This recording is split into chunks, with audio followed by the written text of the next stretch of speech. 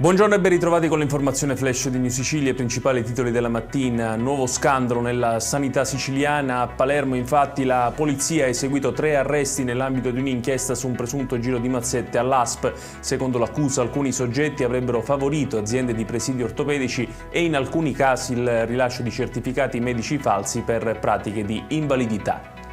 Ora a Messina, dove una quindicenne ha denunciato di aver subito una violenza sessuale durante una festa di compleanno lo scorso agosto, indagano i carabinieri coordinati dalla Procura per i minorenni. Ieri al Tribunale si è svolto l'incidente probatorio in ambiente protetto per raccogliere la testimonianza della ragazza con l'assistenza di una psicologa.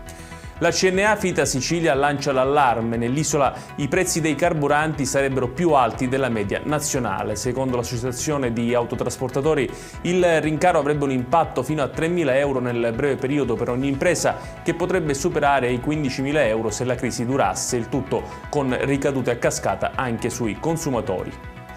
La Procura di Termini Imerese ha disposto il sequestro dei 2 veicoli coinvolti nell'incidente avvenuto lo scorso 17 febbraio a Bonfornello e che è costato la vita al 20enne Ignazio Cortese. Il giovane era fermo ad un posto di blocco quando è stato investito da un'auto. Gli accertamenti mirano a chiarire l'esatta dinamica dei fatti ed eventuale responsabilità.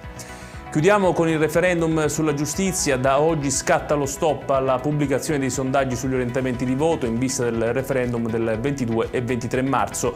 Durante il periodo di par condicio le istituzioni potranno fare solo comunicazioni indispensabili e strettamente di carattere impersonale.